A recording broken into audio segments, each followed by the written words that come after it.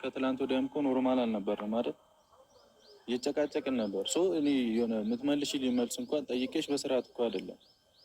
ሀይሚና ብሩኬ እንግዲህ ከብዙ መናፈቅ በኋላ ከብዙ ሀሳብና ጭንቀት በኋላ ዛሬ እንግዲህ መጥተዋል። እውነት እጅግ በጣም በጉጉት ስንጠብቃቸው ነበረ። እንደውም በዚህ ሰዓት ይመጣሉ ብዬ ራሱ አልጠበኩም። ግን እስከዚች ሰዓት ጀምሬ ያው እስከ 3 ሰዓት ባለው ነው የሚለቁትና ከ1 ሰዓት ጀምሬ አፍጥጬ ነበረ። እንግዲህ 1 ሰዓት ከምናምን አካባቢ መጥተዋል። ለሁለት ምናምን ጉዳይ ነው እና እውነት ለመናገር እኔ እንጃ የሆነ ደስ የሚል ነገር ቢሆን ደስ ይለኝ ነበር። ግን ዛሬ በጭቅጭቅ ነው የመጡት። በጣም የሆነ ፖስት ሲያደርጉ የነበሩት ነገር ትላንትና ብሩኬ ፖስት ያደረገው ነገር እንደገና ደግሞ ሀይሚም ዛሬ የሆነ ነገር ፖስት አድርጋለች እና ከዛ ተነስተን ብዙዎቻችን በጣም ተጨንቀን ነበረ። እውነት ለመናገር እኔ ራሱ በቃ ቀኑን ሙሉ ከሚዲያ ከዩቲዩብ እንደርጣፍቼ ነበር የዋልኩት። ምክንያቱም በቃ የሆነ ድብር ብሎ ነበረ፣ ሚዲያው ጭር ብሎብኝ ነበር፣ አስጠልቶ ነበር እና እንግዲህ ዛሬ መጥተዋል። ያው ስላየናችሁ ደስ ብሎናል። መምጣታችሁ ግን በዚህ መልኩ አልነበረም የጠበቅነው። እንግዲህ ሰሞኑን የጠፉበትን ምክንያት ሀይሚዬ ተናግራለች። ከብሩኬ ጋር ብዙ እንዳልሆኑ የሆነ ድብርት መደባበር እንደመጣ በመካከላቸው፣ እንዲሁም ደግሞ እሷ እንደምታዩት ሻንጣዋን ይዛለች። ብሩኬም ስልክ እንደማያነሳላትና እያገኘችው እንዳልሆነ ተናግራ፣ ስለዚህ እሱም ብዬ ነው የመጣሁት። እሱ ደግሞ እኔን ካኮረፈኝ የማያናግረኝ ከሆነ ስልክ የሚዘጋብኝ ከሆነ እኔ ምን ልሰራ እዚህ እቀመጣለሁ? ስለዚህ ወደ ቤተሰቦቼ መመለስ አለብኝ። አንተም ካላናገርከኝ፣ አንተ ካኮረፍከኝ እኔ እዚህ ምንም የለኝም፣ ማንም የለኝም፣ ወደ ቤተሰብ እመለሳለሁ ነው እንግዲህ ሀይሚዬ ያለችው ዛሬ። እውነት ለመናገር እንደዚህ ያልጠበቅኩም ነበረ። የሆነ በሆነ ነገር በእርግጥ ትናንትና ሲጠፉ ከትላንት ወዲያ ሲጠፉ ልቤ ፈርቶብኝ ነበረ። ትላንትና በለቀቁት ቪዲዮ ላይ ማታ የመጨረሻ ቪዲዮ በለቀቁት ቪዲዮ ላይ መጨረሻ አካባቢ የሆነ ነገር ብያችሁ ነበረ። ደህና እንደሆኑ እናውቃለን፣ ምክንያቱም ፖስት እያደረጉ ነው፣ ኦንላይን ናቸው። ግን ነገ የሆነ ነገር ይዘውብን እንዳይመጡ፣ ከበድ ያለ ነገር ይዘውብን እንዳይመጡ ብዬ በጣም ፈርቼ ነበር፣ በጣም ደንግጬ ነበረ እና ደራችሁን ብዬ ነበረ። እንግዲህ የፈራሁት አልቀረም። ያው ሀይሚና ብሩኬ ተደባብረዋል። ተጣሉ አልላችሁም፣ ምክንያቱም ያው የመደባበር የመጋጨት እንጂ የመጣላት ጸብና ግጭት ይለያያል።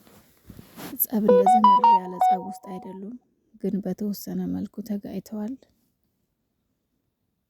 እና እንግዲህ ሀይሚዬም እሄዳለሁ ብላ ብሩኬን ሳልነግረው መሄድ አልፈልግም፣ ልሰናበተው ፈልጋለሁ ብላ እንግዲህ ጠርተዋለች።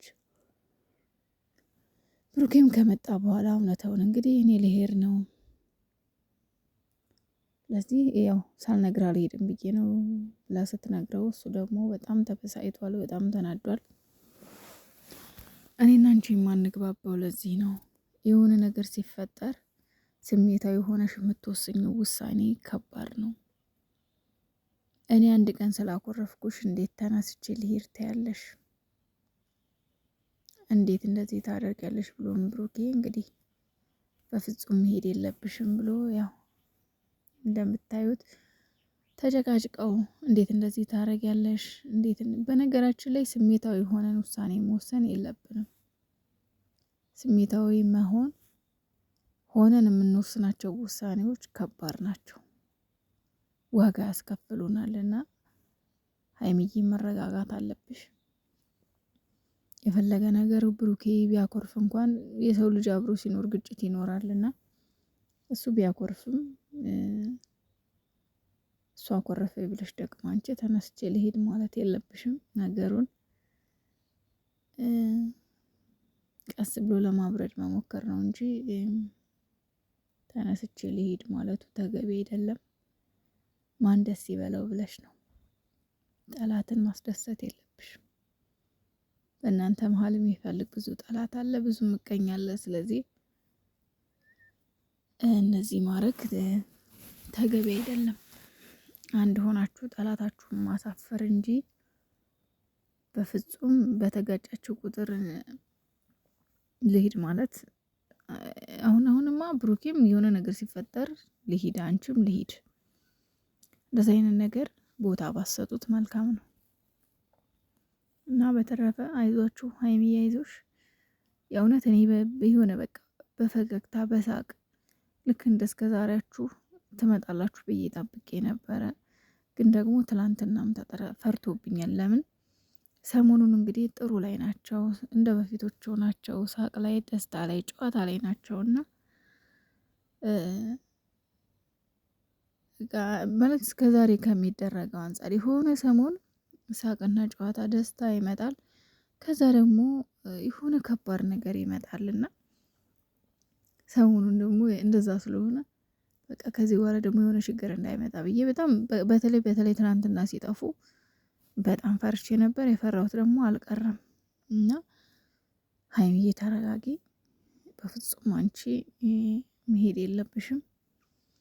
ያው በእርግጥ አልሄደችም። ብሩኬም ያው ተቆጥቷት እንዴት እንደዚህ ታደርጊያለሽ? እንዴት እኔና ትንሽ ስላኮረፍኩሽ እንዴት ተነስቼ ልሂድ ትያለሽ? እኔና አንቺ ማንግባባው ለዚህ ነው።